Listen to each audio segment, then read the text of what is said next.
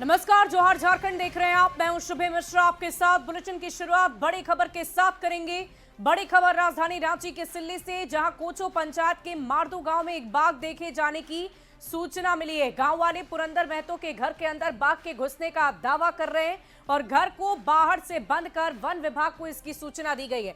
तस्वीरें हम आपको लाल घेरे में दिखा रहे हैं। आप बाघ की तस्वीरों को देख पा रहे होंगे, कैसे बाघ को यहां पर कैद किया गया। और इन तस्वीरों को देखिए, पुरंदर महतो का कहना है कि एक जानवर उन पर अचानक झपट गया, लेकिन किसी तरह उन्होंने अपनी जान बचा ली है। जानवर के घर के अंदर घुसने के बाद उन्होंने घर को बंद कर दिया और घर में पहले से 2 बच्चियां सो रही थी, लेकिन जानवर ने किसी को नुकसान नहीं पहुंचाया। किसी तरह बच्चियों को घर से बाहर निकाला गया।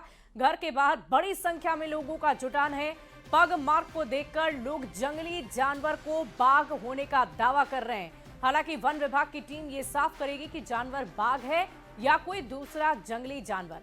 आपको बता दें कि काफी दिनों से इलाके में बाघ होने की अफवाह फैली हुई है। हालांकि वन विभाग की टीम रेस्क्यू में जुटी हुई है। एक्सक्लूसिव तस्वीरें लगातार आपकी टीवी स्क्रीन पर है। वन विभाग की टीम कैसे इस घर के बाहर मौजूद है वो आप देख रहे हैं। स्थानीय लोगों की भीड़ आप देख पा रहे होंगे, कैसे लोगों का जुटान हो गया है। हर किसी के मन में यही सवाल है कि आखिर वाकई ये जानवर क्या कोई जंगली जानवर है या फिर बाघ है। आपको बता दें कि सिल्ली के मारदू गांव में बाघ होने की आशंका पहले से ही जताई जा रही है।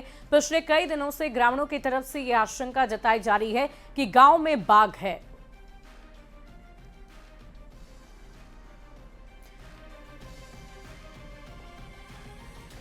और देखिए, ग्राउंड जीरो पर हमारी टीम की मौजूदगी अभी भी मौजूद है। हम सीधे आपको वहां लिए चलेंगे, लेकिन उससे पहले वहां के लोगों का क्या कुछ कहना है वो भी जान लेते हैं।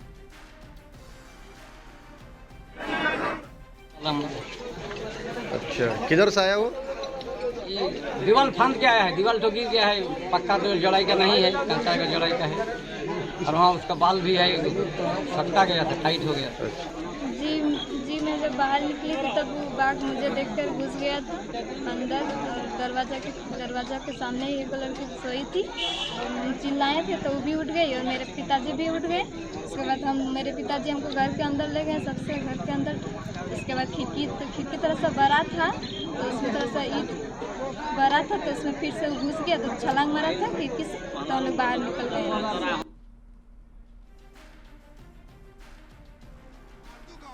इस समय बाघ को लेकर दहशत है और सीधे न्यूज 18 की टीम ग्राउंड जीरो पर है। सीधे दिखलाते हैं कि बाघ इसी घर के अंदर में है और देख सकते हैं कि जो बाघ जो है फिलहाल वन विभाग की टीम यहां पहुंच चुकी है, लेकिन पहले जो घर की चारदीवारी है उसको तोड़ा जा रहा है ताकि जो पिंजरा है और जरूरी सामान घर के ज्यादा करीब ले जाया जा सके। आप देख सकते हैं कि इसी जो छप्पर की घर आप देख रहे हैं, नीले रंग का दरवाजा है, बाघ इसी घर के अंदर में है। और जो घर के जो मालिक है पुरंदर महतो, जो उन्होंने जानकारी दी थी कि आज सुबह 4:30 बजे पुरंदर महतो के घर में जो है बाघ घुसा। और बाघ के घुसने के बाद उस समय घर में खुद पुरंदर महतो थे और 2 बच्चे सोए हुए थे। दोनों बच्चे बाघ को देखकर घबरा गए, जल्दबाजी में कमरे से बाहर निकले और बाघ जिस कमरे के अंदर मौजूद था उस कमरे के दरवाजे को लॉक कर दिया गया। उसके बाद देख सकते हैं कि यहाँ पर जैसे जैसे ये खबर पूरे गांव में फैली, गांव में किस तरीके से देख सकते हैं कि ग्रामीण, हजारों की संख्या में ग्रामीण इस समय देखिए मारदू गांव जो है वहां जमा है और लोग लगातार शोर कर रहे हैं। लेकिन लगातार प्रशासन की ओर से अपील की जा रही है कि यहाँ पर जो है कि आप लोग शोर नहीं करें, क्योंकि बाघ को निकालने की स्थिति में यहाँ पर जो है दहशत है और शोर से कहीं मामला बिगड़ न जाए। देखिए हमारे साथ यहाँ पर सीधे पुरंदर महतो हैं। पुरंदर जी, यहाँ पर घर में बाघ कब घुसा आपका? 4:30 बजे पुरंदर महतो, 4:30 बजे भोर। तो उस समय बाघ को अपने आंख से देखा आपने? एकदम आँख के सामने, 1 घंटा बाघ के सामने हम हैं, 1 घंटा उसका सामने है। तो वन विभाग को सूचना आपने खुद दी? हाँ, खुद मेरा एक रिलेटिव है भेगना, अमित महतो, सुधर महतो का भाई है, मोसेरा अपना भाई है, तो उसको हम फोन किए।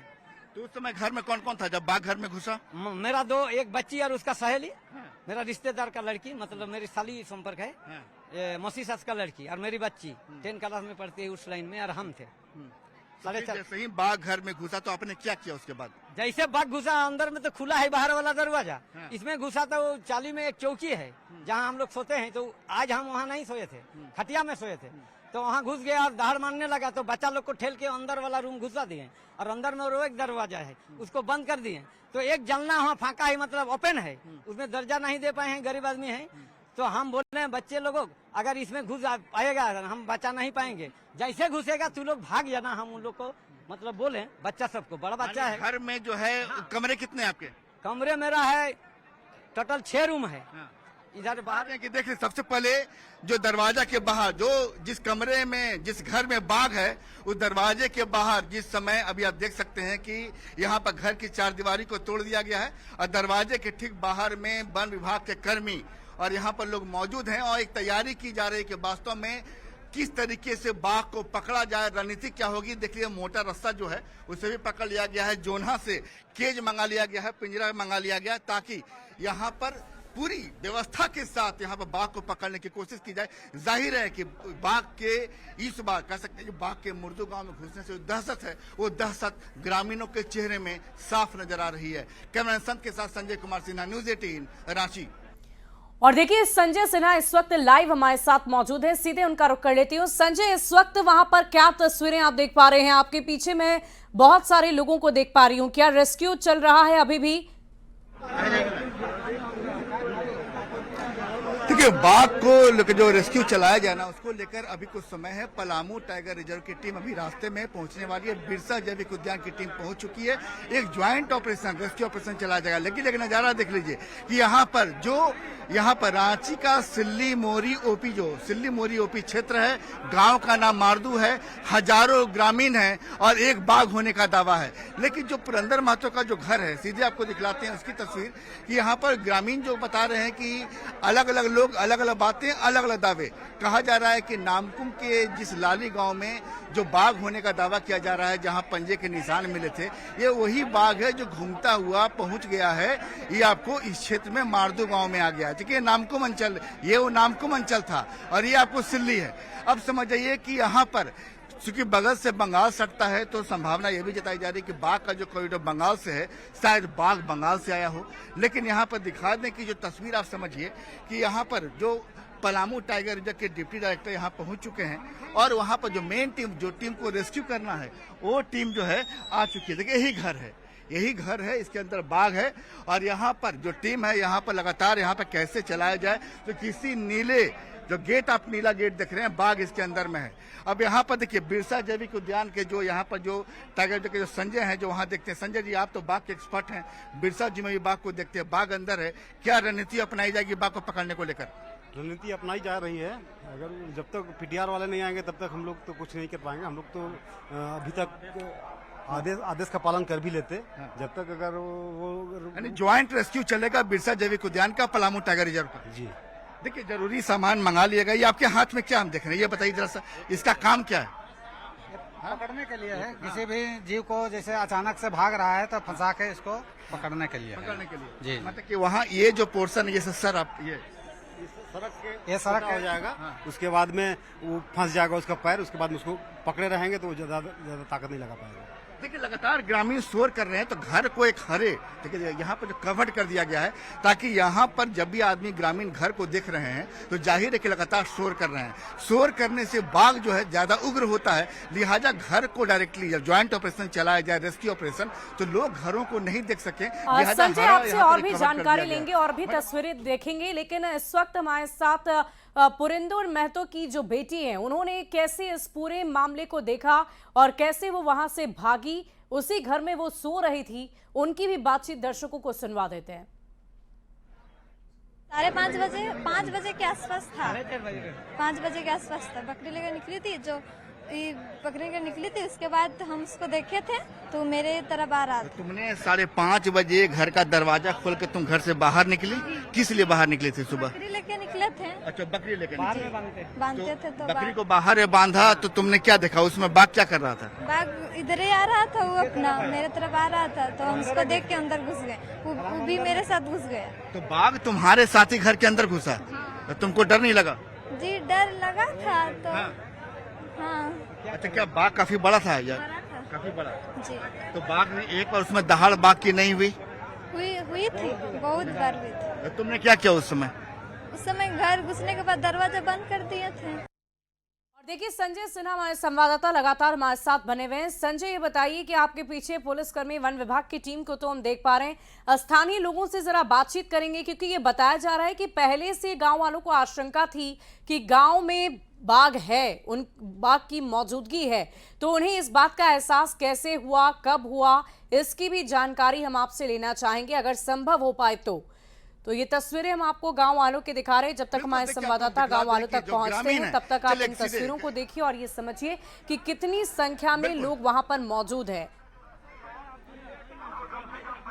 देखिए, बिल्कुल देखिए, यहाँ पर जो है ग्रामीण है। देखिए, ग्रामीण को आप देख सकते हैं कि बाकायदा रस्सी के बाड़े से ग्रामीणों को यहाँ पर अंदर आने से रोक दिया गया है।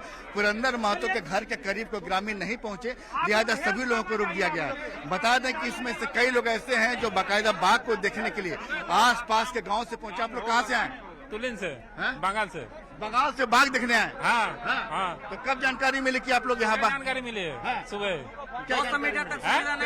मोबाइल से फोटो भेजा था। तो बाघ देखने के लिए यहाँ से पुलिन बंगाल से आ गए? हाँ, तुलिन से आए। बाघ से डर नहीं लगता? नहीं, देखने आए तो अपना आदमी आया तो डर कैसे लगेगा। सर्कस में बहुत देखे हैं, इसलिए सर्कस में देखे हैं। आज ओरिजिनल देखने के लिए हम लोग का भी मन कर रहा था, इसीलिए आए हैं। ये देखिए, बंगाल से लोग बाघ देखने के लिए आए हैं। अच्छा, ये बताइए कि यहाँ जो बाघ वाकई है, संजय, कुछ लोगों में डर है, कुछ लोगों में उत्साह है, लेकिन इसी बीच एक एक्सक्लूसिव तस्वीर अपने दर्शकों को दिखा दें। वो तस्वीर जहां आप देख पा रहे होंगे आप कि कैसे जो टीम है वो रवाना हो चुकी है और कुछ ही देर में बाघ को पकड़ने के लिए वो स्थानीय जगह पर पहुंच भी जाएगी। घर के अंदर बाघ होने का जहां दावा किया जा रहा है, मारदू गांव में ये गाड़ी पहुंच जाएगी। आप एक्सक्लूसिव तस्वीरें देख रहे हैं। हमारे संवाददाता संजय सिन्हा लगातार आप तक ग्राउंड जीरो से पूरी जानकारी पहुंचा रहे हैं और ये एक्सक्लूसिव तस्वीरें भी हम आपको दिखा रहे हैं। ये तस्वीरें आप देखिए, कैसे ग्राउंड जीरो की तस्वीरें हमने आपको दिखाई और पहली तस्वीर आप देख पा रहे होंगे कैसे ये गाड़ी वहां तक पहुंचेगी और कब तक बाघ का रेस्क्यू होगा, ये भी देखने वाली बात होगी क्योंकि न्यूज़ 18 संवाददाता संजय लगातार हमारे साथ ग्राउंड जीरो से मौजूद है। संजय, बहुत बहुत शुक्रिया आपका, नजर बनाकर रखिए। जैसे ही टीम वहां पर पहुंचेगी हम फिर आपसे जुड़ेंगे और पूरी जानकारी लेंगे, तस्वीरें भी दर्शकों तक पहुंचाएंगे।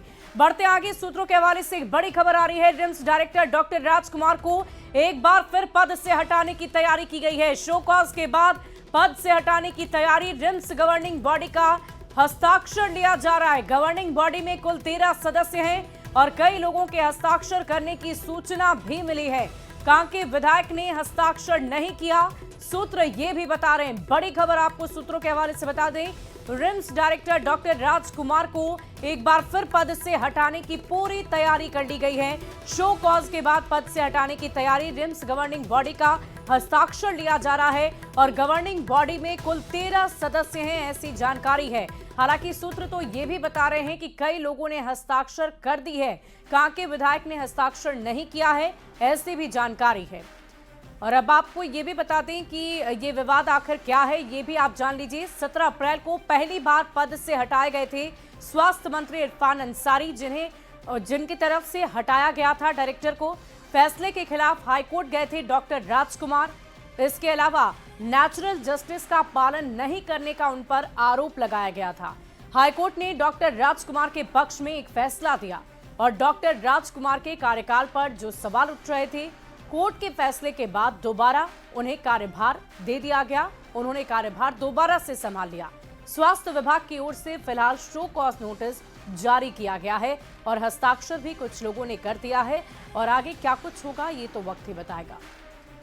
बढ़ते आगे, झारखंड का सबसे बड़ा अस्पताल लगातार विवादों में है। रिम्स बेड, दवा और मेडिकल उपकरणों की कमी से जूझ रहा है, लेकिन उसके बाद भी बजट के पैसे खाते में पड़े रह गए और खर्च तक नहीं हो पाए। 6 महीने में 931 करोड़ रुपए सरेंडर करना पड़ गया है। इनमें 691 करोड़ रुपए जनवरी में और 240 करोड़ रुपए जून में सरेंडर हुए। ये राशि वित्तीय वर्ष 2022-23 से 2024-25 के लिए आवंटित की गई थी और इससे सुविधाएं बढ़ाने के साथ भवन निर्माण और मरम्मतीकरण पर खर्च करना था। पैसे सरेंडर होने पर सियासत शुरू हो गई है और विपक्ष के साथ साथ सत्ता पक्ष भी इस मामले में काफी गंभीर है। सरकार के नाकामी का जिंदा सबूत है रांची का रिम्स। जनवरी में 691 करोड़ और जून में 240 करोड़ रुपया स्वास्थ्य विभाग का वापस होना, रिम्स के हिस्से का पैसा का वापस होना, यह बताता है कि स्वास्थ्य मंत्री कितनी गैर जीवाना तरीके से यह सरकार और स्वास्थ्य विभाग को चलाने का काम कर रहे हैं। चिकित्सा व्यवस्था में व्यापक सुधार की आवश्यकता है और रिम्स एक बहुत बड़ा इंस्टीट्यूशन है और लोग उम्मीद भरी निगाहों से देखते हैं। पूरे राज्य के मरीज वहां आते हैं और कुछ हद तक पहले से गुणवत्ता में सुधार भी हुआ है वहां चिकित्सा व्यवस्था में। कई एक विभाग तो बहुत बेहतरीन काम कर रहे हैं, जैसे कार्डियोलॉजी हो गया और भी अन्य, लेकिन उसमें और सुधार की गुंजाइश है। और वो जो पैसे हैं जो वहां के विकास में खर्च होने थे वो वापस लौट जाना निश्चित रूप से कहीं न कहीं दुख लगता है, तकलीफ होती है। रिम्स के डायरेक्टर जो पूरी तरह से रिम्स को ठप करना चाह रहे थे, मतलब उनकी कार्यशैली इस प्रकार थी या इस प्रकार है कि जिससे रिम्स में बेहतर व्यवस्था कभी उत्पन्न हो नहीं सकती। माननीय मंत्री के द्वारा लगातार रिम्स निदेशक को बार बार कहा जा रहा था, रिम्स निदेशक को इसी कारण हटाया भी गया, लेकिन फिर माननीय न्यायालय के द्वारा वो कार्यभार अपना पकड़े हैं।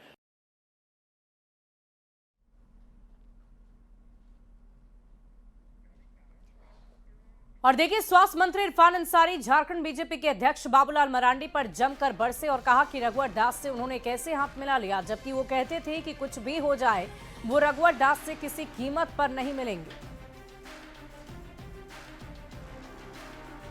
मरांडी जी को मैं कहूंगा, बाबूलाल जी, और रघुवर दास से कैसे मिल गया भैया? ये क्या है? ये क्या मंडली चल रहा है? क्या नाटक चल रहा है? क्या राज्य को लूटना मकसद है आपको? सर आपने कहा था, बाबूलाल जी कहा था कि नहीं, हम किसी कीमत पर हम रघुवर दास से नहीं बात करेंगे। रघुवर दास लुटे रहा है, सारा बयान मेरे पास है आपका। Sir outsourcing. और रुक करते हैं अगली खबर की ओर। हजारीबाग फायरिंग और धमकी मामले में अब तक पुलिस के हाथ खाली बताए जा रहे हैं और इससे कारोबारियों में नाराजगी भी देखी जा रही है और अब वो आंदोलन की राह पर हैं। मंगलवार को कारोबारियों ने बुढ़वा महादेव चौक से झंडा चौक तक मशाल जुलूस निकाली है और जेवर कारोबारियों ने अपनी दुकानें बंद रखी है। इनका कहना है कि जब तक आरोपी गिरफ्तार नहीं होंगे उनका आंदोलन भी बंद नहीं होगा। न्यूज 18 संवाददाता सुशांत सोनी की इस रिपोर्ट को आप भी देखिए।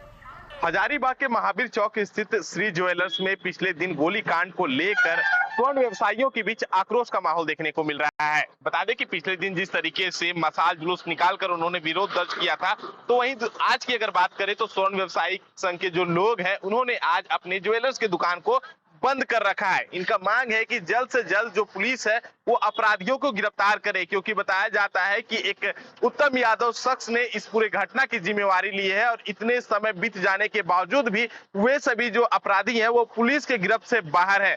इसी को लेकर जो है कहीं ना कहीं स्थानीय लोगों के बीच एक आक्रोश का माहौल देखने को मिल रहा है। समस्त जो व्यवसायी वर्ग के लोग हैं उनके बीच भी आक्रोश है। लगातार सबका मांग है कि आए दिन जो स्वर्ण व्यवसायी को जो टारगेट बना रहे हैं अपराधी, कभी गोलीकांड जैसे घटना का अंजाम देते हैं तो कभी चोरी जैसे घटना का जो है लगातार वारदात देते हैं, तो ऐसे में प्रशासन को सजग होना चाहिए और जल्द से जल्द इन लोगों की गिरफ्तारी की मांग कर रहे हैं। देखने वाली बात होगी कि इस बंदी का जो असर है वो जिला प्रशासन यानी जो पुलिस पर कितनी पड़ती है और अपराधियों की गिरफ्तारी कितना जल्दी किया जाता है। सुशांत सोनी, न्यूज 18 हजारीबाग। और झारखंड के डीजीपी अनुराग गुप्ता को लेकर राज्य और केंद्र सरकार के बीच विवाद थमता नहीं नजर आ रहा है। अब राज्य सरकार के गृह विभाग ने महालेखाकार एजी को पत्र भेजा है जिसमें अनुराग गुप्ता का कार्यकाल 3 फरवरी 2025 से 2 फरवरी 2027 तक होने की बात कही गई है। पत्र में अनुरोध किया गया है कि अनुराग गुप्ता के लिए 30 अप्रैल 2025 के बाद की संशोधित पे स्लिप जारी की जाए। केंद्र सरकार का कहना है कि अनुराग गुप्ता 30 अप्रैल 2025 को रिटायर हो चुके हैं और केंद्र ने AIAS नियमावली 1958 के नियम 16A का हवाला दिया, जिसके अनुसार आईपीएस अधिकारी 60 वर्ष की उम्र में रिटायर हो जाते हैं। सेवा विस्तार सिर्फ केंद्र सरकार ही दे सकती है, लेकिन अनुराग गुप्ता को ऐसा कोई विस्तार नहीं मिला है। और मैं तो ये सोचता हूं कि आज पुलिस महकमा ऐसा है कि आप वेतन नहीं भी देंगे तो लोग काम करने के लिए तैयार हो जाएंगे, चाहे वो सिपाही से लेकर डीजीपी तक का कोई भी पद हो। वेतन देने की जरूरत नहीं है, सिर्फ आप कह दीजिए कि आप उसमें इस पद पर काम कीजिए तो लोग काम करने के लिए तैयार हो जाएंगे। देखिए, नैसर्गिक न्याय के तहत भी अगर देखा जाए कि कोई व्यक्ति सरकारी पद पर काम कर रहा है तो उसे वेतनमान मिलना चाहिए। देखिए, हमें लगता है कि तमाम चीजें सरकार के संज्ञान में है और डीजीपी के मामले में भी कैबिनेट का फैसला था, तो स्वाभाविक तौर पे अब बहुत जल्द तमाम चीजों का निर्णय जो है हम ले लेंगे। और फिलहाल इस बुलेटिन में अभी के लिए बस इतना ही। आप बने रहे न्यूज़ 18 बिहार झारखंड के साथ।